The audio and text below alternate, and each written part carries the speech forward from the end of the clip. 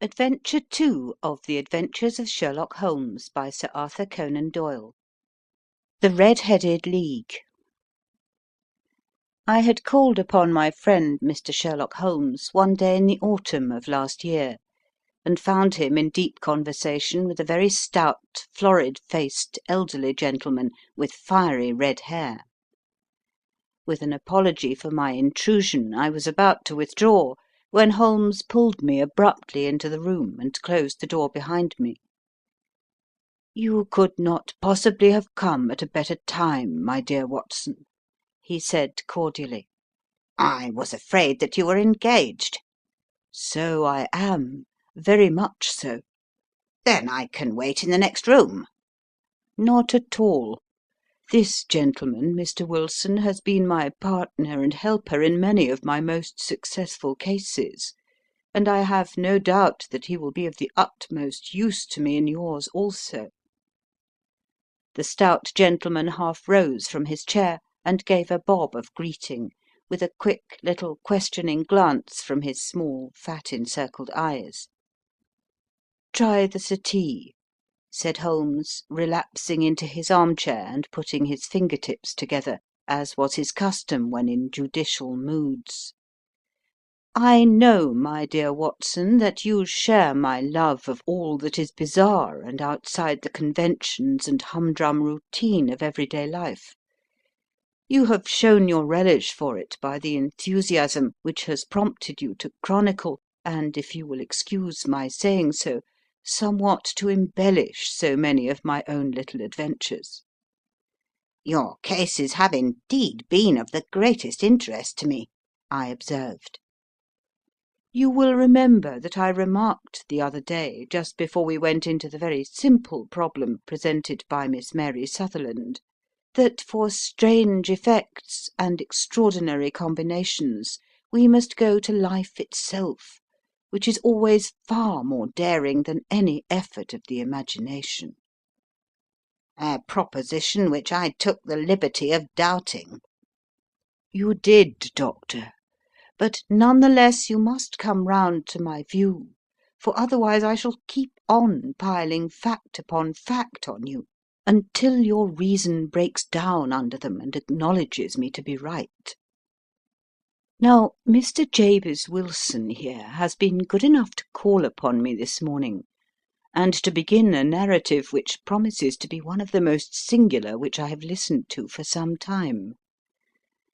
You have heard me remark that the strangest and most unique things are very often connected not with the larger but with the smaller crimes, and occasionally indeed where there is room for doubt whether any positive crime has been committed.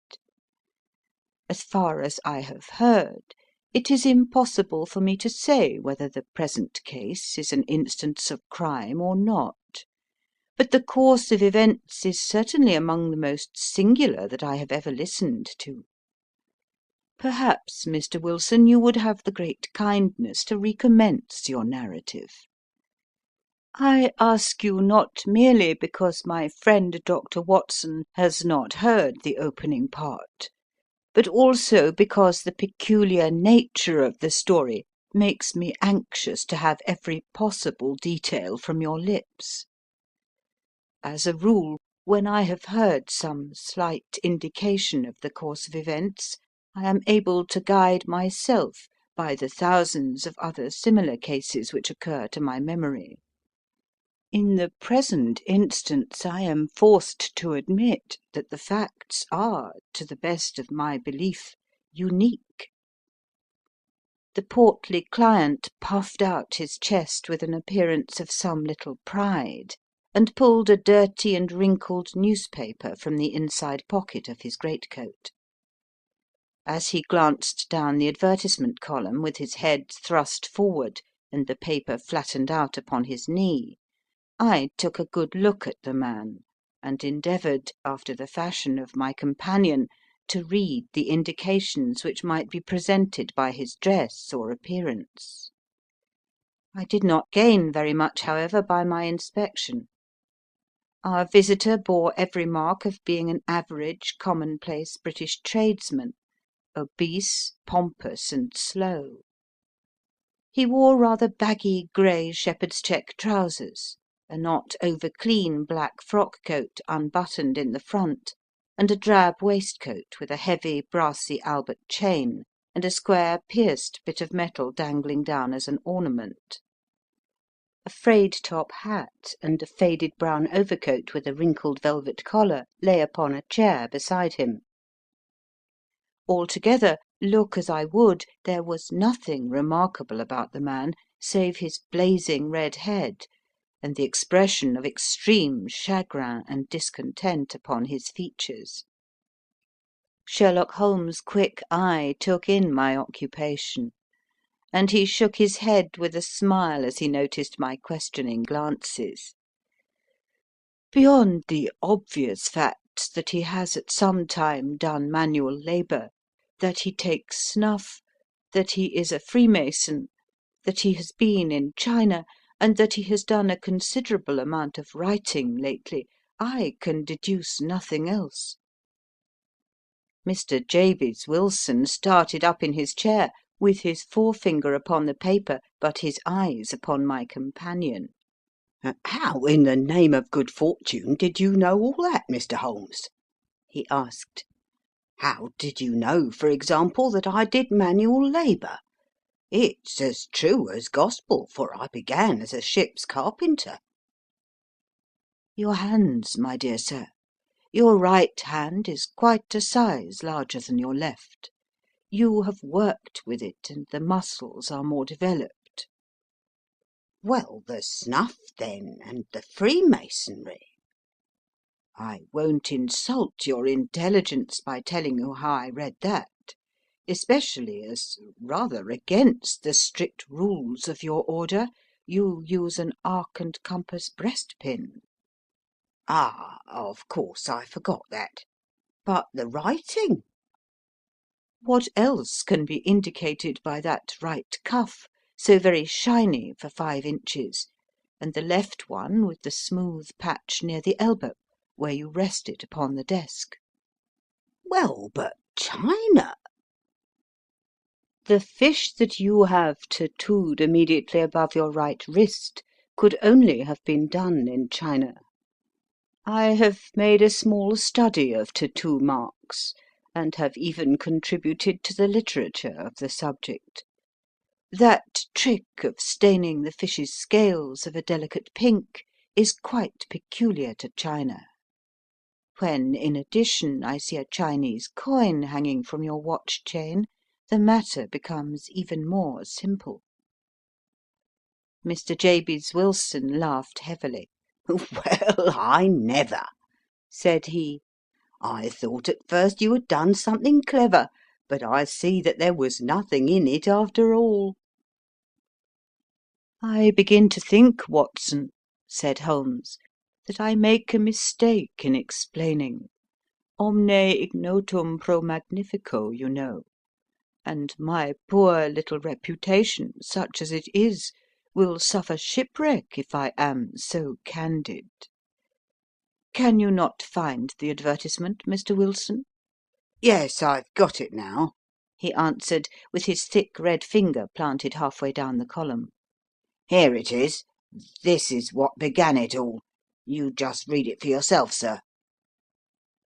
I took the paper from him and read as follows: To the Red-Headed League.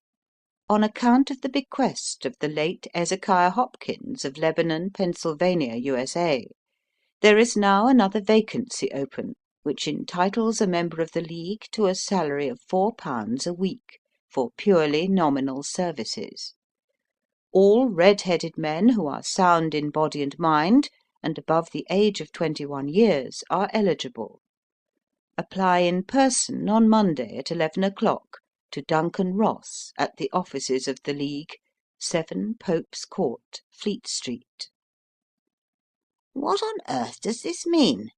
I ejaculated after I had twice read over the extraordinary announcement. Holmes chuckled and wriggled in his chair, as was his habit when in high spirits. "It is a little off the beaten track, isn't it?" said he. And now, Mr. Wilson, off you go at scratch and tell us all about yourself, your household, and the effect which this advertisement had upon your fortunes. You will first make a note, Doctor, of the paper and the date. It is the Morning Chronicle of April 27th, 1890, just 2 months ago. Very good. Now, Mr. Wilson. Well, it is just as I have been telling you, Mr. Sherlock Holmes, said Jabez Wilson, mopping his forehead. I have a small pawnbroker's business at Coburg Square, near the city. It's not a very large affair, and of late years it has not done more than just give me a living. I used to be able to keep 2 assistants, but now I only keep 1, and I would have a job to pay him, but that he is willing to come for half wages so as to learn the business. What is the name of this obliging youth? Asked Sherlock Holmes. His name is Vincent Spaulding, and he's not such a youth either. It's hard to say his age. I should not wish a smarter assistant, Mr. Holmes, and I know very well that he could better himself and earn twice what I am able to give him. But after all, if he is satisfied, why should I put ideas in his head? Why, indeed? You seem most fortunate in having an employé who comes under the full market price. It is not a common experience among employers in this age. I don't know that your assistant is not as remarkable as your advertisement. Oh, he has his faults too, said Mr. Wilson. Never was such a fellow for photography. Snapping away with a camera when he ought to be improving his mind, and then diving down into the cellar like a rabbit into its hole to develop his pictures. That is his main fault, but on the whole he's a good worker. There's no vice in him. He is still with you, I presume? Yes, sir, he and a girl of 14 who does a bit of simple cooking and keeps the place clean. That's all I have in the house, for I am a widower and never had any family. We live very quietly, sir, the 3 of us, and we keep a roof over our heads and pay our debts if we do nothing more. The first thing that put us out was that advertisement. Spaulding, he came down into the office just this day 8 weeks with this very paper in his hand, and he says, "I wish to the Lord, Mr. Wilson, that I was a red-headed man." "Why that?" I asks. "Why," says he, "here's another vacancy on the League of the Red-Headed Men. It's worth quite a little fortune to any man who gets it, and I understand that there are more vacancies than there are men, so that the trustees are at their wits' end what to do with the money. If my hair would only change colour, here's a nice little crib all ready for me to step into." "Why, what is it then?" I asked. "You see, Mr. Holmes, I'm a very stay-at-home man, and as my business came to me instead of my having to go to it, I was often weeks on end without putting my foot over the doormat. In that way I didn't know much of what was going on outside, and I was always glad of a bit of news." "Have you never heard of the League of the Red-Headed Men?" he asked, with his eyes open. "Never." "Why, I wonder at that, for you are eligible yourself for one of the vacancies." "And what are they worth?" I asked. "Oh, merely a couple of hundred a year, but the work is slight, and it need not interfere very much with one's other occupations." Well, you can easily think that that made me prick up my ears, for the business has not been over good for some years, and an extra couple of hundred would have been very handy. "Tell me all about it," said I. "Well," said he, showing me the advertisement, "you can see for yourself that the League has a vacancy, and there is the address where you should apply for particulars. As far as I can make out, the League was founded by an American millionaire, Ezekiah Hopkins, who was very peculiar in his ways. He was himself red-headed, and he had a great sympathy for all red-headed men, so when he died it was found that he had left his enormous fortune in the hands of trustees, with instructions to apply the interest to the providing of easy berths to men whose hair is of that colour. From all I hear, it is splendid pay and very little to do." "But," said I, "there would be millions of red-headed men who would apply." "Not so many as you might think," he answered. "You see, it is really confined to Londoners, and to grown men. This American had started from London when he was young, and he wanted to do the old town a good turn. Then again, I have heard it is no use your applying if your hair is light red or dark red, or anything but real bright, blazing, fiery red. Now, if you cared to apply, Mr. Wilson, you would just walk in. But perhaps it would hardly be worth your while to put yourself out of the way for the sake of a few £100. Now it is a fact, gentlemen, as you may see for yourselves, that my hair is of a very full and rich tint, so that it seemed to me that if there was to be any competition in the matter, I stood as good a chance as any man that I had ever met.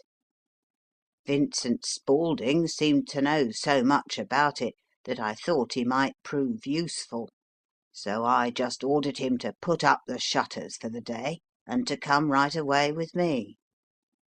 He was very willing to have a holiday, so we shut the business up and started off for the address that was given us in the advertisement. I never hope to see such a sight as that again, Mr. Holmes. From north, south, east, and west, every man who had a shade of red in his hair had tramped into the city to answer the advertisement. Fleet Street was choked with red-headed folk, and Pope's Court looked like a coster's orange barrow. I should not have thought there were so many in the whole country as were brought together by that single advertisement. Every shade of colour they were: straw, lemon, orange, brick, Irish setter, liver, clay. But as Spaulding said, there were not many who had the real vivid flame coloured tint. When I saw how many were waiting, I would have given it up in despair, but Spaulding would not hear of it. How he did it I could not imagine, but he pushed and pulled and butted until he got me through the crowd, and right up to the steps which led to the office. There was a double stream upon the stair, some going up in hope, and some coming back dejected, but we wedged in as well as we could, and soon found ourselves in the office. "Your experience has been a most entertaining one," remarked Holmes, as his client paused and refreshed his memory with a huge pinch of snuff. "Pray continue your very interesting statement." There was nothing in the office but a couple of wooden chairs and a deal table, behind which sat a small man with a head that was even redder than mine. He said a few words to each candidate as he came up, and then he always managed to find some fault in them which would disqualify them. Getting a vacancy did not seem to be such a very easy matter after all. However, when our turn came, the little man was much more favourable to me than to any of the others, and he closed the door as we entered so that he might have a private word with us. "This is Mr. Jabez Wilson," said my assistant, "and he is willing to fill a vacancy in the League." "And he is admirably suited for it," the other answered. "He has every requirement. I cannot recall when I have seen anything so fine." He took a step backward, cocked his head on one side, and gazed at my hair until I felt quite bashful. Then suddenly he plunged forward, wrung my hand, and congratulated me warmly on my success. "It would be injustice to hesitate," said he. "You will, however, I am sure, excuse me for taking an obvious precaution. With that he seized my hair in both his hands and tugged until I yelled with the pain. "There is water in your eyes," said he as he released me. "I perceive that all is as it should be. But we have to be careful, for we have twice been deceived by wigs and once by paint. I could tell you tales of cobbler's wax which would disgust you with human nature." He stepped over to the window and shouted through it at the top of his voice that the vacancy was filled. A groan of disappointment came up from below, and the folk all trooped away in different directions until there was not a red head to be seen except my own and that of the manager. "My name," said he, "is Mr. Duncan Ross, and I am myself one of the pensioners upon the fund left by our noble benefactor. Are you a married man, Mr. Wilson? Have you a family?" I answered that I had not. His face fell immediately. "Dear me," he said gravely, "that is very serious indeed. I am sorry to hear you say that. The fund was, of course, for the propagation and spread of the Redheads, as well as for their maintenance. It is exceedingly unfortunate that you should be a bachelor." My face lengthened at this, Mr. Holmes, for I thought that I was not to have the vacancy after all, but after thinking it over for a few minutes he said that it would be all right. "In the case of another," said he, "the objection might be fatal, but we must stretch a point in favour of a man with such a head of hair as yours. When shall you be able to enter upon your new duties?" "Well, it is a little awkward, for I have a business already," said I. "Oh, never mind about that, Mr. Wilson," said Vincent Spaulding. "I should be able to look after that for you." "What would be the hours?" I asked. 10 to 2. Now, a pawnbroker's business is mostly done of an evening, Mr. Holmes, especially Thursday and Friday evening, which is just before pay day, so it would suit me very well to earn a little in the mornings. Besides, I knew that my assistant was a good man, and that he would see to anything that turned up. "That would suit me very well," said I. "And the pay?" "Is £4 a week." "And the work?" "Is purely nominal." "What do you call purely nominal?" "Well, you have to be in the office, or at least in the building, the whole time. If you leave, you forfeit your whole position for ever. The will is very clear upon that point. You don't comply with the conditions if you budge from the office during that time." "It's only 4 hours a day, and I should not think of leaving," said I. "No excuse will avail," said Mr. Duncan Ross, "neither sickness nor business nor anything else.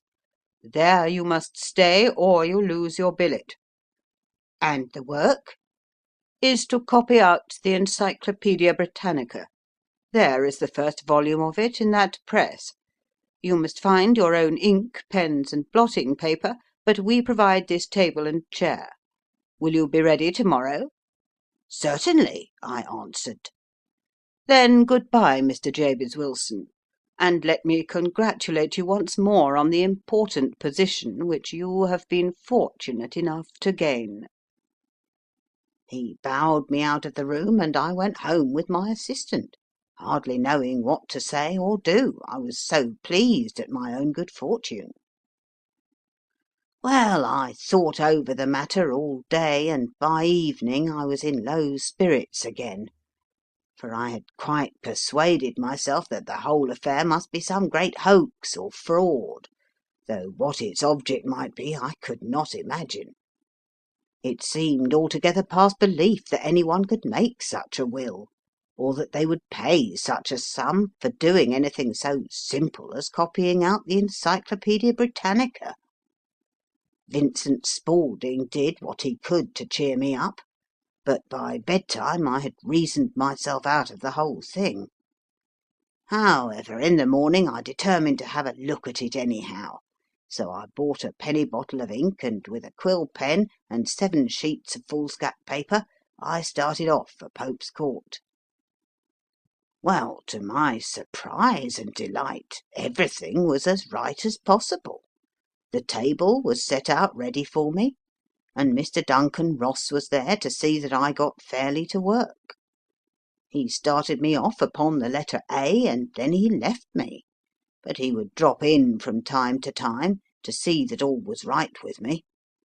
At 2 o'clock he bade me good day, complimented me upon the amount that I had written, and locked the door of the office after me. This went on day after day, Mr. Holmes, and on Saturday the manager came in and planked down 4 golden sovereigns for my week's work. It was the same next week, and the same the week after. Every morning I was there at 10, and every afternoon I left at 2. By degrees Mr. Duncan Ross took to coming in only once of a morning, and then after a time he did not come in at all. Still, of course, I never dared to leave the room for an instant, for I was not sure when he might come, and the billet was such a good one, and suited me so well, that I would not risk the loss of it. 8 weeks passed away like this, and I had written about abbots and archery and armour and architecture and Attica, and hoped with diligence that I might get on to the bees before very long. It cost me something in foolscap, and I had pretty nearly filled a shelf with my writings, and then, suddenly, the whole business came to an end. To an end? Yes, sir, and no later than this morning I went to my work as usual at 10 o'clock, but the door was shut and locked, with a little square of cardboard hammered onto the middle of the panel with a tack. Here it is, and you can read for yourself." He held up a piece of white cardboard about the size of a sheet of notepaper. It read in this fashion: "The Red-Headed League is dissolved. October the 9th, 1890." Sherlock Holmes and I surveyed this curt announcement, and the rueful face behind it, until the comical side of the affair so completely overtopped every other consideration that we both burst out into a roar of laughter. "I cannot see that there is anything very funny," cried our client, flushing up to the roots of his flaming head. "If you can do nothing better than laugh at me, I can go elsewhere." "No, no," cried Holmes, shoving him back into the chair from which he had half risen. "I really wouldn't miss your case for the world. It is most refreshingly unusual. But there is, if you will excuse my saying so, something just a little funny about it. Pray, what steps did you take when you found the card upon the door?" "I was staggered, sir. I did not know what to do. Then I called at the offices round, but none of them seemed to know anything about it. Finally I went to the landlord, who is an accountant living on the ground floor, and I asked him if he could tell me what had become of the Red-Headed League. He said that he had never heard of any such body. Then I asked him who Mr. Duncan Ross was. He answered that the name was new to him. "Well," said I, "the gentleman at number 4. "What, the red-headed man?" "Yes." "Oh," said he, "his name was William Morris. He was a solicitor, and was using my room as a temporary convenience until his new premises were ready. He moved out yesterday." "Where could I find him?" "Oh, at his new offices. He did tell me the address. Yes, 17 King Edward Street, near St. Paul's." I started off, Mr. Holmes, but when I got to that address it was a manufactory of artificial knee-caps, and no one in it had ever heard of either Mr. William Morris or Mr. Duncan Ross. "And what did you do then?" asked Holmes. I went home to Saxe Coburg Square, and I took the advice of my assistant.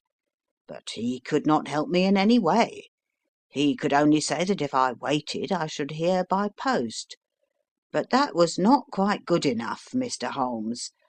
I did not wish to lose such a place without a struggle, so, as I had heard that you were good enough to give advice to poor folk who were in need of it, I came right away to you." "And you did very wisely," said Holmes. "Your case is an exceedingly remarkable one, and I shall be happy to look into it. From what you have told me, I think that it is possible that graver issues hang from it than might at first sight appear." "Grave enough," said Mr. Jabez Wilson. "Why, I have lost £4 a week." "As far as you are personally concerned," remarked Holmes, "I do not see that you have any grievance against this extraordinary league. On the contrary, you are, as I understand, richer by some £30, to say nothing of the minute knowledge which you have gained on every subject which comes under the letter A. You have lost nothing by them." "No, sir, but I want to find out about them, and who they are, and what their object was in playing this prank, if it was a prank, upon me. It was a pretty expensive joke for them, for it cost them £32. "We shall endeavour to clear up these points for you. And first, one or two questions, Mr. Wilson. This assistant of yours, who first called your attention to the advertisement, how long had he been with you?" About a month, then. "How did he come?" In answer to an advertisement." "Was he the only applicant?" "No, I had a dozen." "Why did you pick him?" "Because he was handy and would come cheap." "At half wages, in fact?" "Yes." "What is he like, this Vincent Spaulding?" "Small, stout built, very quick in his ways, no hair on his face, though he's not short of 30. Has a white splash of acid upon his forehead." Holmes sat up in his chair in considerable excitement. "I thought as much," said he. "Have you ever observed that his ears are pierced for earrings?" "Yes, sir. He told me that a gipsy had done it for him when he was a lad." "Hmm," said Holmes, sinking back in deep thought. "He is still with you?" "Oh, yes, sir. I have only just left him." "And has your business been attended to in your absence?" "Nothing to complain of, sir. There's never very much to do of a morning." "That will do, Mr. Wilson. I shall be happy to give you an opinion upon the subject in the course of a day or two. To-day is Saturday, and I hope that by Monday we may come to a conclusion." "Well, Watson," said Holmes when our visitor had left us, "what do you make of it all?" "I make nothing of it," I answered frankly. "It is a most mysterious business." "As a rule," said Holmes, "the more bizarre a thing is, the less mysterious it proves to be. It is your commonplace, featureless crimes which are really puzzling, just as a commonplace face is the most difficult to identify. But I must be prompt over this matter." "What are you going to do, then?" I asked. "To smoke," he answered. "It is quite a three-pipe problem, and I beg that you won't speak to me for 50 minutes." He curled himself up in his chair, with his thin knees drawn up to his hawk like nose, and there he sat with his eyes closed and his black clay pipe thrusting out like the bill of some strange bird. I had come to the conclusion that he had dropped asleep, and indeed was nodding myself, when he suddenly sprang out of his chair with the gesture of a man who has made up his mind, and put his pipe down upon the mantelpiece. "Sarasate plays at the St. James's Hall this afternoon," he remarked. "What do you think, Watson? Could your patient spare you for a few hours?" "I have nothing to do to day. My practice is never very absorbing." "Then put on your hat and come. I am going through the city first, and we can have some lunch on the way. I observe that there is a good deal of German music on the programme, which is rather more to my taste than Italian or French. It is introspective, and I want to introspect. Come along." End of Part One of Adventure 2, The Red-Headed League.